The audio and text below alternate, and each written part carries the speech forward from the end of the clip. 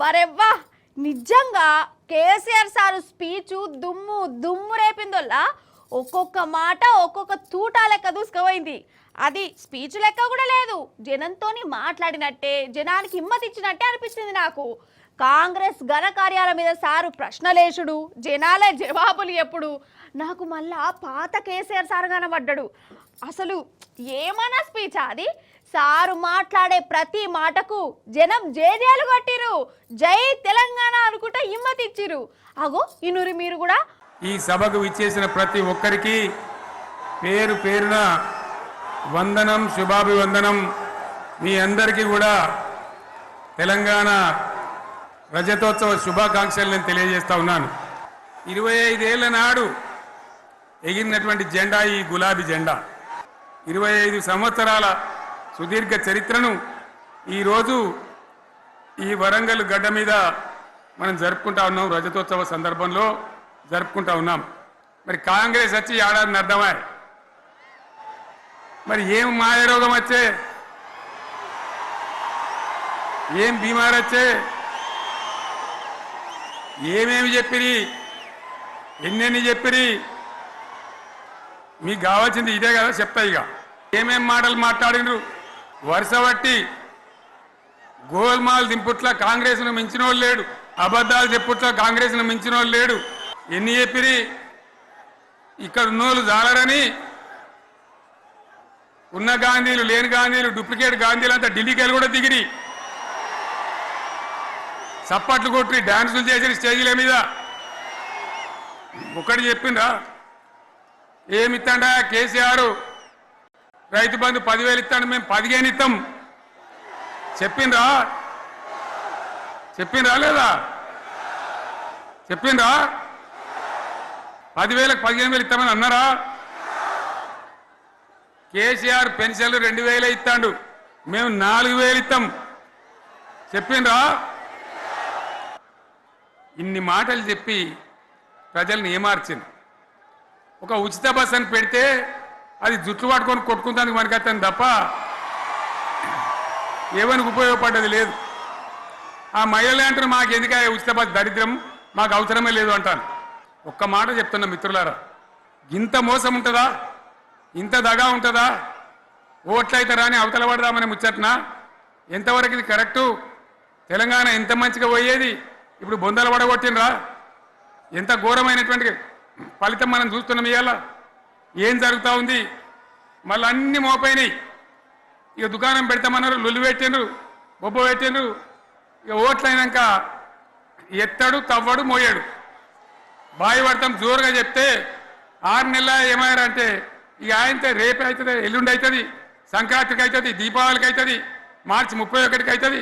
మార్చి 31 లేదు, మన్ను లేదు, ఏది కూడా చేసింది లేదు. మొత్తం ఆర్థిక పరిస్థితిని దెబ్బతీసింది. తెలివి తక్కువ పనితోని, అవివేకం వల్ల, అజ్ఞానం వల్ల పరిపాలన చేయరాక సర్వనాశనం చేసింది. రాష్ట్ర ఆర్థిక పరిస్థితి ఎంత మంచిగా ఉండే, ఎంత బాగా పోతా ఉండే. మేము కష్టపడి కడుపు కట్టుకొని నోరు కట్టుకొని సంవత్సరానికి 10 నుంచి 15,000 కోట్ల ఆదాయం పెంచినాం. అనేక రివ్యూ మీటింగులు చేసినాం. ఎంత బాగా తీసుకొని పోయినాం, తెలంగాణను ఎట్లా తయారు చేసినాం, ఆ విధంగా తీసుకొని పోయినాం. ఇవాళ ఒక్క మాట మీరు అందరూ ఆలోచన చేయాలి. ఇక్కడ ఉన్నవాళ్ళు కానీ నా మనసు బాధ అవుతుంది, నా మనసు కాలుతుంది, ఇబ్బంది అవుతుంది. నా కళ్ళ ముందటనే తెలంగాణ ఇట్లా కావడం నాకు దుఃఖం కలిగిస్తూ ఉంది. నేను ఆవేదనతో చెప్తున్నా ఈ మాట. ఒక్క మాట మీరు అందరూ ఆలోచన చేయండి. తెలంగాణలో భూముల ధరలు ఎట్లుండే? కేసీఆర్ ముఖ్యమంత్రి ఉన్నప్పుడు, బీఆర్ఎస్ రాజ్యం చేసినప్పుడు భూముల ధరలు ఎట్లుండే? ఆనాడు కొనేటోళ్ళు ఎక్కువ ఉండిరి, అమ్మేటోళ్ళు తక్కువ ఉండిరి.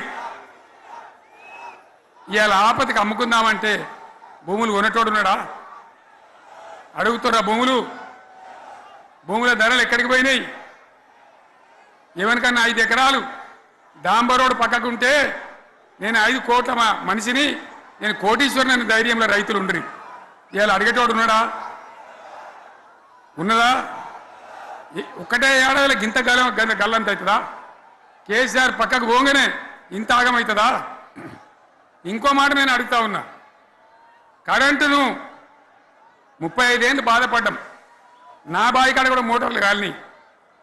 బీఆర్ఎస్ వచ్చినాక నేను ముఖ్యమంత్రి అయినాక ఒక్కటే ఏడాది బావులా దాన్ని చక్కగా చేసి 24 గంటల కరెంట్ ఇయ్యలే, నడవలే. రెప్పపాటు కూడా కరెంటు పోకుండా 24 గంటల కరెంటు తేలేదా? మరి మా అంత సిపాయి లేరంటే కేసీఆర్ మంచిగా ఇచ్చిన కరెంటు మీకెందుకు ఇయ్యే శాతం అయితే లేదు అని చెప్పి నేను అడుగుతా ఉన్నా. తెలంగాణ ప్రజల పక్షాన్ని అడుగుతా ఉన్నా. ఎందుకు ఇలా ప్రజల గోస ఉంచుకుంటా ఉన్నారు?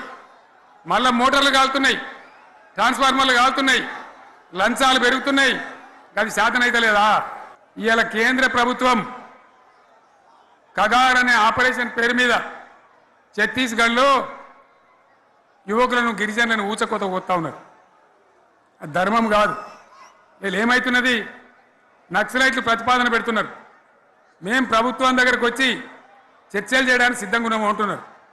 నేను కోరుతా ఉన్న కేంద్ర ప్రభుత్వాన్ని, బలమున్నది కదా అని చంపుకుంటే ఓవుడు కాదు, అది ప్రజాస్వామ్యం కాదు. ఆపరేషన్ కగార్ వెంటనే ఆపేయండి. వాళ్ళని పిలిచి, ఆ నక్సలైట్లను పిలిచి డెమోక్రటిక్ స్పేస్ ఇచ్చి చర్చలు జరపండి. వాళ్ళు ఏం మాట్లాడతారో చూడండి. అది కూడా నల్లనా తెల్లనా దేశం ముందరికి రాని. కానీ అట్లా కాదు, మొత్తం ఏరి పారెత్తాం, కోసి పారెత్తాం, నరికి పారెత్తాం అంటే మిలిటరీ ఉన్నది మీ దగ్గర కొడతారు. కానీ ప్రజాస్వామ్యం అనిపించుకోదు. ఈ మాట ఢిల్లీకి ఉత్తరం పంపిద్దామా? మీరందరూ సపోర్ట్లు కొడితే